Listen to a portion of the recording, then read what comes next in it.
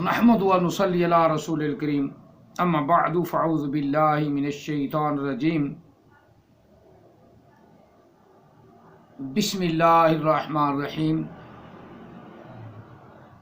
ولا تسبوا الذین يدعون من دون اللہ فیسبوا اللہ عدوا بغیر علم کذالک زینا لکل امۃ عملہم ثم إلى ربهم مرجعوهم فينبئوهم بما كانوا يعملون آمنت بالله صدق الله العظيم قال رسول الله صلى الله عليه وآله وسلم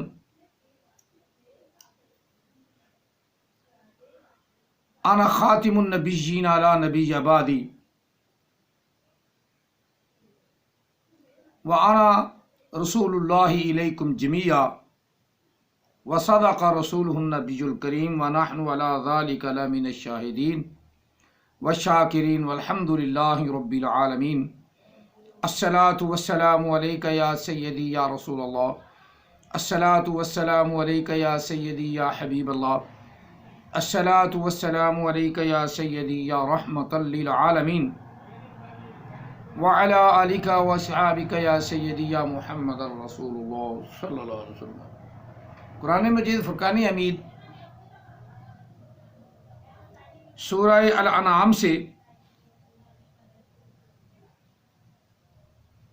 آیا مقدسہ نمبر 109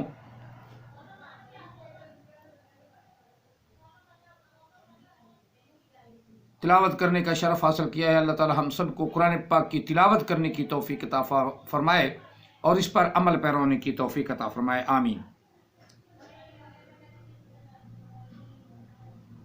اللہ تعالیٰ وحدہ لا شریک یہاں ارشاد فرما رہا ہے کافروں کے خداؤں کو برا نہ کہو، ان کو گالی نہ نکالو، کہیں ایسا نہ ہو کہ وہ تمہارے سچے خدا کو بھی گالی نکالنا شروع کر دیں۔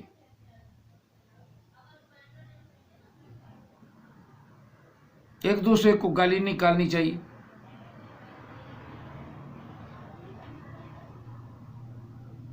اور ایک دوسرے سے محبت الفت پیار کا برتاؤ کرنا چاہیے، لیکن کافروں کے ساتھ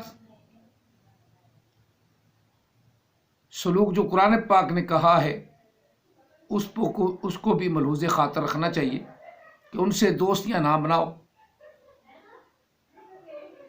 اگر تمہیں معلوم ہو، امید ہو کہ فلاں کے ساتھ میں دوستی لگاؤں گا تو وہ اللہ کی طرف، اللہ کے رسول کی طرف، اللہ کی وحدانیت کی طرف آ جائے گا، تو ایسی صورت میں حرج بھی نہیں۔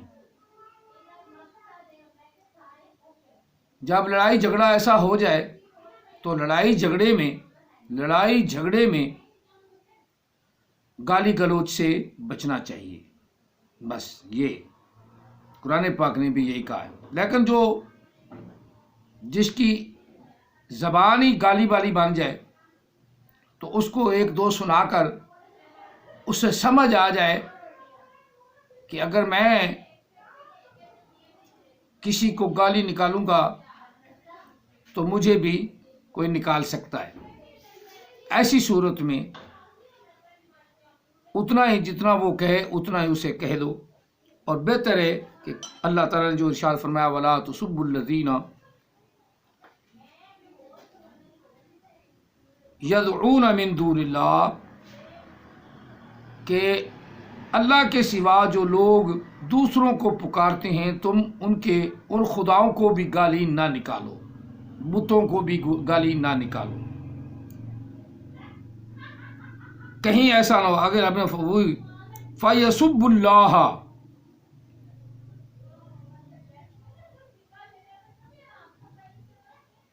عَدْوًا بِغَيْرِ عِلْمٍ،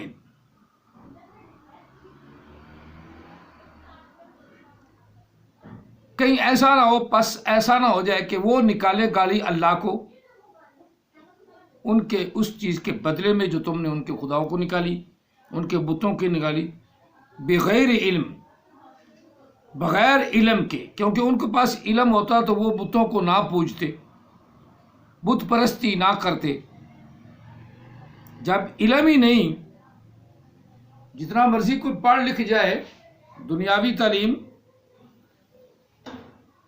اس کے پاس پیغمبروں کا، رسولوں کا علم ہی نہیں، اور وہ اپنے ہاتھ سے بنائے ہوئے بت کی پوجا کرتا ہے اور اس کو بھگوان یا اس کو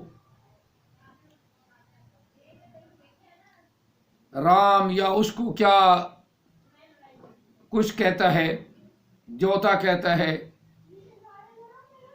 خدا کہتا ہے، تو یہ اس کی صرف کم علمی ہے. اس کم علمی کی وجہ سے وہ ان مورتیوں کو اپنا خدا بنا رہا ہے. لہذا مسلمانوں کو اللہ نے منع فرمایا کہ تم ان بے علم لوگ جو ہیں ان کے خداؤں کو بھی برا نہ کہو، کہیں وہ بے علم لوگ بغیر کسی علم کے کہیں تمہارے خدا کو بھی برا بھلا نہ کہیں، تمہارے خدا کو بھی گالی دینا شروع نہ کر دیں. یدعون من دون اللہ، اللہ کے سوا جو پکارتے ہیں ان کو گالی نہ نکالو. فیسب اللہ، پس کہیں ایسا نہ ہو کہ وہ اللہ تمہارے رب کو، اللہ کو گالی نکالیں بغیر علم، بغیر کسی علم کے، بغیر جانے.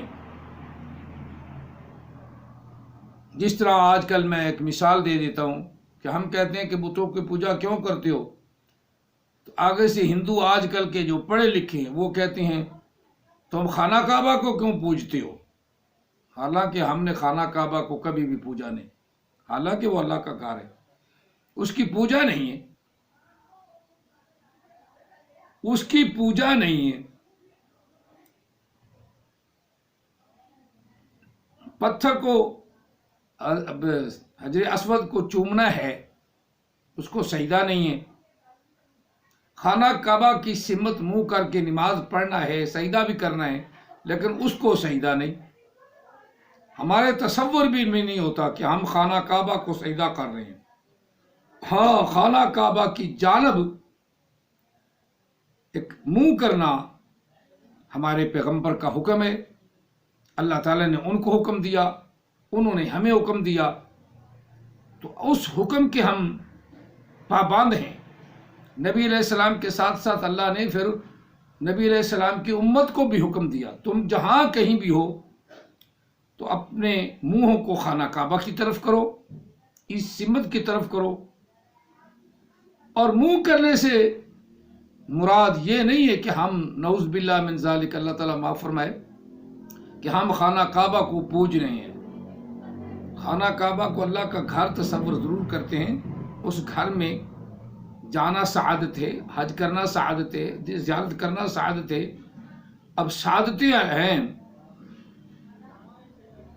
سب سعادتیں ہیں، لیکن کبھی بھی کسی مسلمان کے تصور میں بھی یہ بات نہیں جو ہندوؤں نے اور رہبوں نے اور ان کے پنڈتوں نے بنا دیے، کسی مسلمان کے ذہن و گمان میں بھی نہیں کہ ہم خانہ کعبہ کو پوجتے ہیں. اگر ایسا وہم و گمان ہوتا تو خانہ کعبہ کے اندر جو بت رکھے ہوئے تھے ان کو سے اللہ نے ان کو پاک فرما دیا، اللہ تعالیٰ نے ان بتوں کو توڑ ڈالا. تو کیا خانہ کعبہ کو توڑنا مشکل تھا؟ اگر ایسا تصور ہوتا تو، جس سے صاف ظاہر ہے کہ ایسا تصور نہیں ہے، ایسا تصور ہی نہیں، ہمارے ذہن میں ہی نہیں. صرف منہ کرنے کا حکم ہے. جہاں کہیں بھی قرآن پاک میں پڑھ لو، 3-4 جگہ یہ آیا ہے، اور پہلے پارے سے آدمی اپنا قرآن پاک آدمی کو بتانا شروع کر دیتا ہے کہ تو جہاں کہیں بھی ہو فسمّا وجہ اللہ. اگر تجھے خانہ کعبہ نہیں مل رہا تو جدھر بھی منہ کر لے گا، تیرا اللہ ادھر ہی ہے. اب اللہ تعالیٰ نے تو وضاحت فرما دی، اگر تجھے خانہ کعبہ تم سے گم ہو گیا ہے تو کوئی ضرورت نہیں، اینا پریشان ہونے کی ضرورت نہیں ہے، تو نماز پڑھ، ٹائم ہو گیا تو نماز پڑھ، تم جدھر بھی ہوگے تمہارا منہ جو ہے وہ اللہ تعالیٰ کی طرف ہے، اللہ تعالیٰ کی طرف ہے۔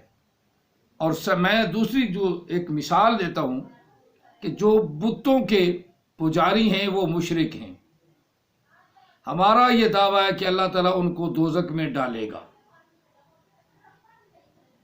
اب دعوے پہ دلیل ہونی چاہیے، ہے نا؟ آپ سمجھیں یا نہ سمجھیں وہ ایک الگ بات ہے، وہ ایک سمت رکھ دو۔ دیکھو جتنے بھی بت پرست ہیں، بت پرست جب وہ مر جاتا ہے تو پہلا کام کیا ہوتا ہے؟ ان کو آگ پر رکھ کے خود آگ وہ لگا دیتی ہے، چل بے تو جا گا، تو جا۔ جس کے سب سے بڑی دلیل ہے دنیا میں کہ بت پرست آگ میں ہی جھونکے جائیں گے، ان کے دادے پردادے شکردادے باپ ماں وہ آگ میں ہی ان کو پھینکیں گے۔ اگلی آگ تو اللہ تعالیٰ نے جو دکھانی ہے وہ تو وحدہ لا شریک جانتا ہے، کیسی آگ دکھاتا ہے، کتنی وہ سخت ہوتی ہے، کتنا عذاب دوزخ کتنا سخت ہے۔ لیکن دنیا میں ہی پریکٹیکل طور پہ دیکھ لو، بت پرست جب مرتا ہے تو اس کا پہلا ٹھکانہ جاتے ہی آگ ہے،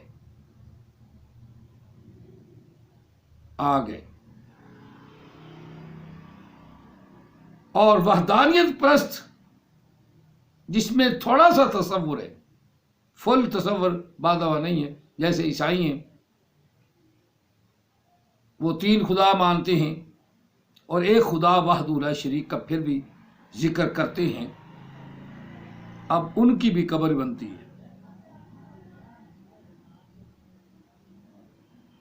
ان کی بھی قبر بنتی ہے، وہ بھی قبر بناتے ہیں، مردہ جلاتے نہیں۔ یہودی ہیں وہ بھی قبر بناتے ہیں، اور مسلمان تو پھر ہیں ہی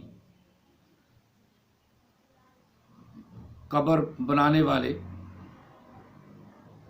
قبروں کے ساتھ اچھا سلوک کرنے والے، قبروں پہ سلام بھیجنے والے، قبروں پہ قرآن پڑھنے والے، نبی علیہ السلام کے فرمان کو پورا کرنے والے۔ السلام علیکم یا اہل القبور، یا اہل القبور، اے قبروں والو تم پر سلامتی ہو، تم پر سلامتی ہو، تم پر سلامتی ہو۔ تو سلامتی ان کو ہی ہوتی ہے نا جو ایمان کے ساتھ مرا ہے، ایمان کے ساتھ مرا ہے، نبی علیہ السلام کی محبت میں مرا ہے، اللہ کی وحدانیت پر مرا ہے، تو قبر میں سکون تو اسے ہی ہوتا ہے نا۔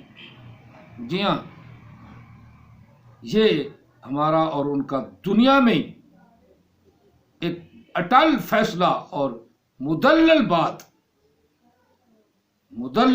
ہے۔ اللہ تعالی ہم سب کو با دلیل گفتگو کرنے کی توفیق عطا فرمائے۔ تو میں اس کا ترجمہ مکمل کر لوں۔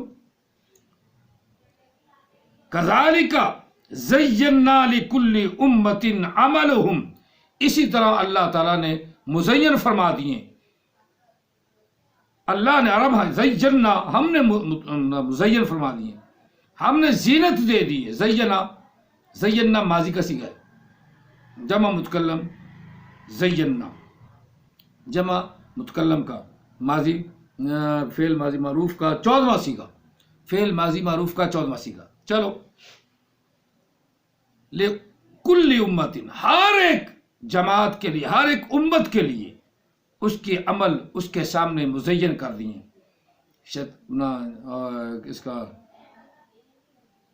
ہندوؤں کا یہ عقیدہ بن گیا کہ جلا دو گے، پھر اس کی راکھ کو گنگا میں جمنا میں بہا دو گے تو قیامت والے دن کسی کی طاقت ہی نہیں ہے کوئی ہمیں اٹھا سکے، ہم نے اٹھنا ہی نہیں۔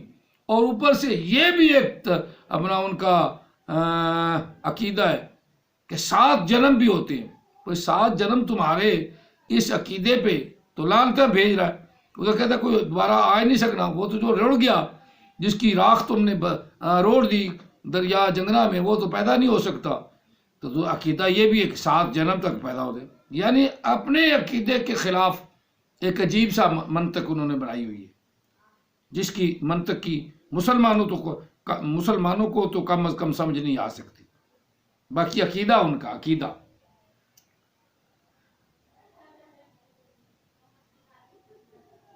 ثم الی ربہم،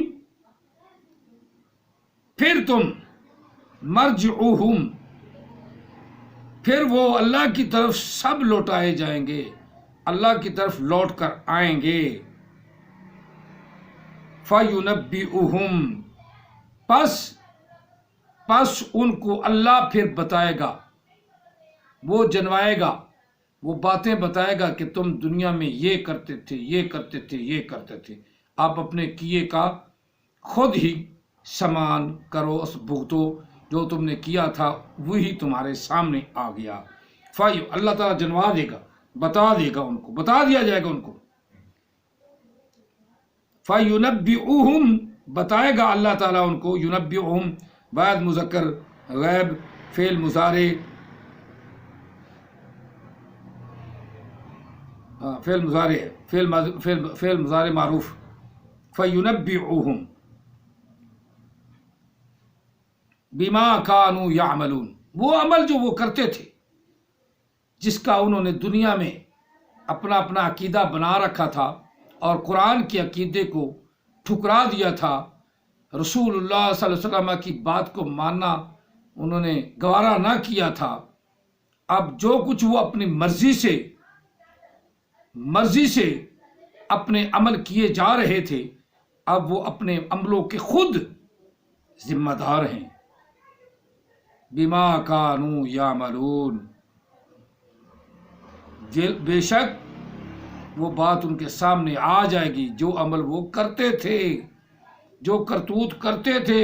بعض لوگوں نے لکھا بھی ہے، جو کرتوت تم کرتے ہو نا وہ بھی تمہارے سامنے آ جائیں گے، اور جو مسلمان کرتے ہیں وہ بھی سامنے آ جائیں گے، جو احمد عیسیٰ والے کرتے ہیں وہ بھی سامنے آ جائیں گے، اور جو قادیانی، غلام قادیانی کے ماننے والے ہیں وہ بھی سامنے آ جائیں گے۔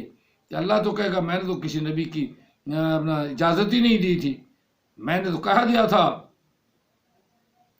خاتم النبیین، میں نے تو واضح طور پہ کہہ دیا تھا۔ اب تم ڈھسلے مار رہے ہو، ڈھکوسلے لگا رہے ہو، اب تم بھگتو اور کانا، اور تم سب جاؤ خاں جہنم میں۔ نبی علیہ السلام کی مخالفت کرتے رہے، احمد عیسیٰ والو تم بھی تو جاؤ خاں جہنم میں، قرآن کی تم مخالفت کرتے رہے، اور احمد عیسیٰ جہل کو، جس کو اوپر سے دیکھ کر قرآن پڑھنا نہ آیا، اس کو تم نے اپنا نبی ڈکلیئر کر لیا، اور بڑے بڑے عالموں کو تو تم نے کھائی نہ ڈالی، حفاظ کرام کو تم کچھ سمجھتے نہیں تھے۔ جیل اجڑ جتنے بھی خلیفے ہیں وہ مرزائیوں کے ہیں، اور جتنے مربی ہیں سارے کے سارے ان کی تربیت کرنے والے مربی، ان کی تربیت کرنے والے وہ بھی جہل ہیں۔ اور ان جہلوں کو تو سوچ لو، پر جہلوں کو جہل کیا سوچے گا؟ مسئلہ تو یہ، جہل کے سامنے جہل کیا سوچے گا؟ وہ تو کہے گا یہ میرے سے زیادہ قرآن پڑھا ہوا ہے۔ جہل تو پھر جہل ہے نا بابا، جتنا مرضی پڑھ جائے، جہل تو پھر جہل ہے۔ میری بات یہیں پر ختم ہوتی ہے۔ دعا ہے اللہ تعالیٰ ہمیں جہالت سے بچنے کی توفیق عطا فرمائے۔ وَإِذَا خَاطَبَهُمُ الْجَاهِلُونَ قَالُوا سَلَامًا، اور پڑھے لکھے لوگوں، جاننے والے لوگوں، اسلام سے محبت رکھنے والے لوگوں، جہلوں سے بچو، جہلوں سے بچو، یہ صرف اور صرف تمہارے ایمان کے اوپر ڈاکہ ڈال رہے ہیں۔ اللہ ہمارے ایمانوں کو محفوظ فرمائے، اور ہم سب کو اسلام سے ہمیشہ وابستگی نصیب فرمائے، اسلام کے ساتھ وابستہ رہنے کی توفیق عطا فرمائے، اس پہ ثابت قدم رہنے کی توفیق عطا فرمائے، اپنے پیارے مولا علیہ السلام کی محبت، الفت، تابعداری غلامی نصیب فرمائے، آمین ثم آمین۔ جزاکم اللہ تعالی فی الدارین وآحسن الجزاء وما علینا الا البلاغ المبین۔